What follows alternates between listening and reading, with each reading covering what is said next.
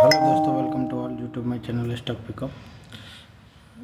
जैसे कि आज हम SBI कार्ड के बारे में बात करेंगे, क्योंकि ये जब से लिस्टेड हुआ है तो इसे देखा जाए तो 1 डे के अभी 2% माइनस है और 1 वीक में 3% की माइनस, और 1 मंथ में ये 2.23 का नेगेटिव रिटर्न दिया है, और 1 ईयर में 12% माइनस में है, और 5 ईयर में 2% 2.3% का रिटर्न दिया है।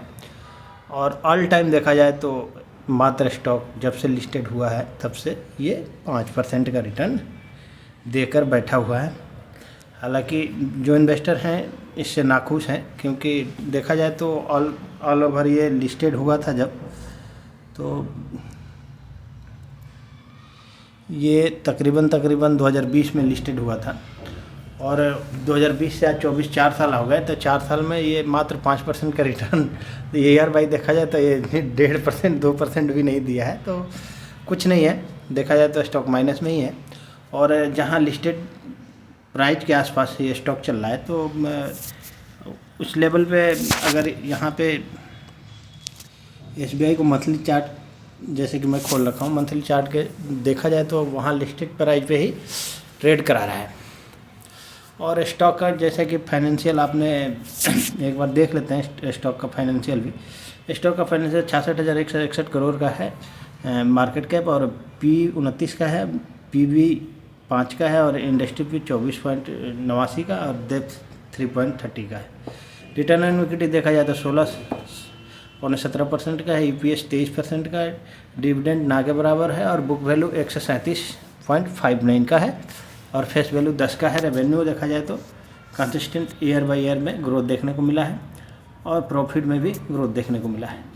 मार्केट के हिसाब से भी ठीक है, और देखा जाए शेयर होल्डिंग पैटर्न में तो प्रमोटर 68% अकेला बैठा हुआ है, जो कि अच्छी बात है। म्यूचुअल फंड भी 9%, मोटा मोटी 10% लेके बैठे हैं, फॉरेन भी 9% लेके बैठे हैं, अदर भी 6%, और रिटेल 5.5% लेकर लमसम बैठे हुए हैं। लेकिन स्टॉक में कोई तेज़ी देखने को नहीं मिल रही है। तो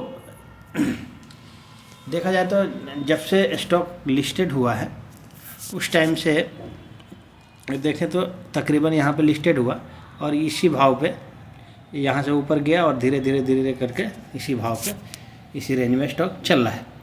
तो यहाँ से क्या अभी देखने को कुछ मिल सकता है आगे की तरफ, तो उसको हम कोशिश करेंगे कि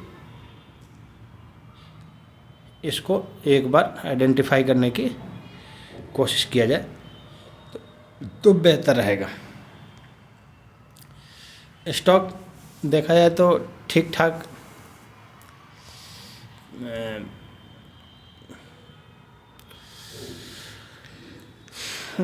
डाउन देखने को मिला है, जो कि 1100 के लेवल से वहाँ से नीचे की तरफ स्टॉक ट्रैवल करते ट्रेड कराते आ गया है, और ना इसमें कोई बड़ी तेज़ी देखने को मिल रही है, ना ही कोई बड़ी गिरावट, धीरे धीरे करके गिर रहा है स्टॉक।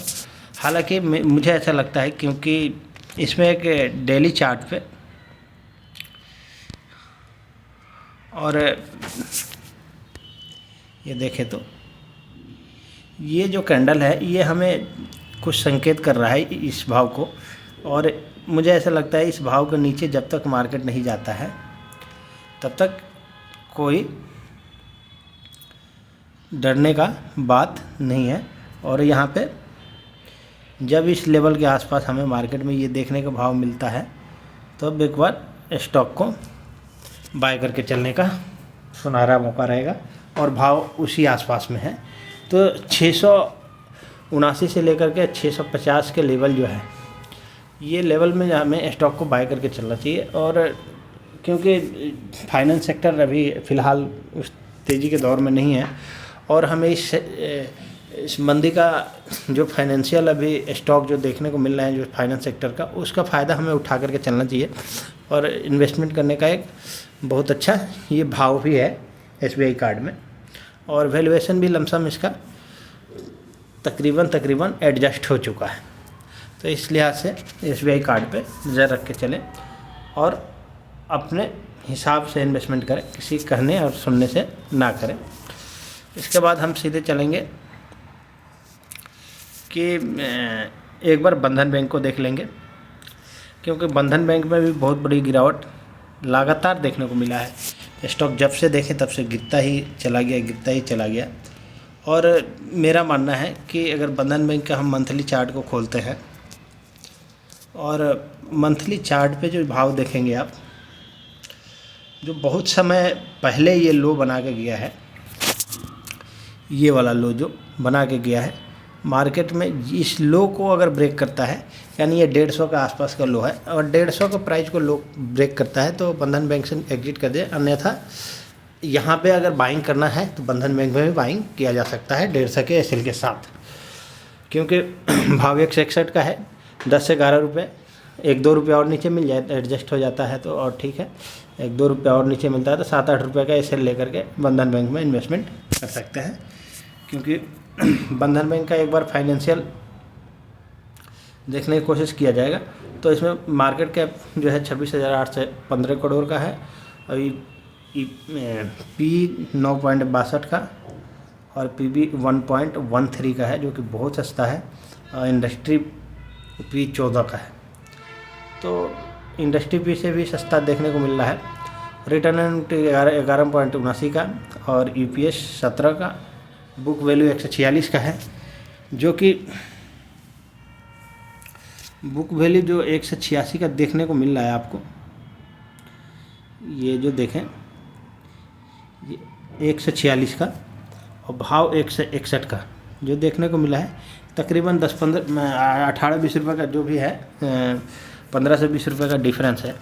तो इस जगह पे भी इसमें एक बार बुक वैल्यू के कंपैरिजन का कंडीशन में के लिहाज से अगर देखा जाए तो इन्वेस्टमेंट किया जा सकता है, और इसमें बहुत बड़ा अब मंदी कोई चांसेस नहीं बनता है। हालांकि मार्केट है, कुछ भी हो सकता है, कहा नहीं जा सकता, लेकिन यहाँ पे थोड़ा सा वैल्यूएशन है। तो जहाँ तक इस तरह के मार्केट में अगर वैल्यूएशन कहीं अच्छा मिलता है तो उसी स्टॉक को पिक करके चलना चाहिए, अन्यथा छोड़ देना चाहिए कोई जल्दीबाजी में। और दूसरा ये तीसरा हमारा स्टॉक रहा जो पीडीलाइट। तो पीडीलाइट तेज़ी का घोड़ा है, और ये जब भी डिप पे मिलता है तो इसको बाइंग करना है। तो देखें तो एक डिप मिला है, और इस डिप पे हम यहाँ से चाहेंगे कि इस डिप पे एक यहाँ से ट्रेंड लाइन खींचा जाए।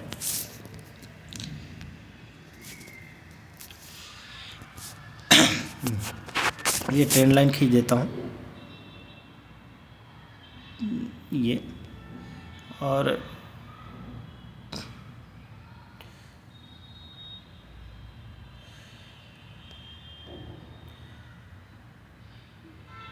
ये रहा ट्रेंड लाइन। तो जब ये ट्रेंड लाइन के आसपास दिखे तो पीडीलाइट को बाय करके चल सकते हैं, और ट्रेंड लाइन के नीचे 2-4-5 रुपये नीचे का ऐसे ले सकते हैं। यानी यहाँ से 30-40 रुपये 50 रुपये अगर नीचे मिल जाता है पीडीलाइट को तो बाय करके चल सकते हैं, वो भी रिवर्सल का वेट करके ही बाइंग करें। हालांकि पीडीलाइट में कोई डरने का ज़रूरत है नहीं, इसको तो क्या कहना है, ये बहुत बेहतरीन कंपनी है, जितना बोला जाए उतना कम है इसके लिए। तो देख लिया जाए तो इसका अगर वैल्यूएशन भी देखा जाए, मार्केट पे 1,51,000 करोड़ कुछ का है, जो कि बहुत अच्छा है। 1.5 लाख करोड़ का मार्केट कैप है, अच्छा है। रिटर्न ऑन इक्विटी बम्पर है किसका, पी रेशियो 78.98 का है, जो कि अच्छा है। पीबी रेशियो 17 का है, तो हर लिहाज से ये बढ़िया है। रेवेन्यू देखें तो ईयर बाई ईयर पर ग्रोथ देखने को मिलता है, नेट प्रॉफिट देखें तो ईयर बाई ईयर पर ग्रोथ देखने को मिलता है। प्रमोटर का होल्डिंग ज़बरदस्त है, फॉरेन वैसे ही म्यूचुअल फंड सबके पास है ये स्टॉक। तो ये 3 स्टॉक को अपने रडार पर रखें, और जिसमें 2 तो वैल्यू दिख रहा है, एक बंधन बैंक और एसबीआई कार्ड में, तो उस वैल्यू का फ़ायदा उठाएं और अपने समय रहते हुए अच्छा से अच्छा प्रॉफिट अच्छे टाइम पे इन्वेस्टमेंट करें और प्रॉफिट जनरेट करें।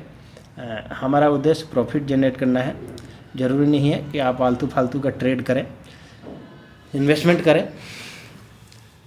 ट्रेडिंग थोड़ा टफ होता है, हो सके तो ना ही करें तो अच्छा है, क्योंकि ट्रेडिंग में बहुत एक्सपीरियंस की आवश्यकता होती है, और वो आवश्यकता हमारे यूट्यूब पे ज्ञान देने से नहीं होगी। आपको जेन्युइन और प्रैक्टिकल प्रैक्टिस करना बहुत ज़्यादा ज़रूरत हो जाता है। तो ट्रेडिंग से दूर होकर के इन्वेस्टमेंट की साइड में आए और इन्वेस्टमेंट करें। हाँ, अगर आपके पास इतना एक्सपीरियंस हो जाता है 5-10 साल का, तो अलग की बात है। अन्यथा रिटेल अच्छे स्टॉक को पकड़े, वैल्यूएशन जिसमें दिखता है उसी स्टॉक में इन्वेस्टमेंट करें। जय हिंद, वंदे मातरम। वीडियो अच्छा लगे तो लाइक करें, शेयर करें, सब्सक्राइब करें। जय हिंद, धन्यवाद।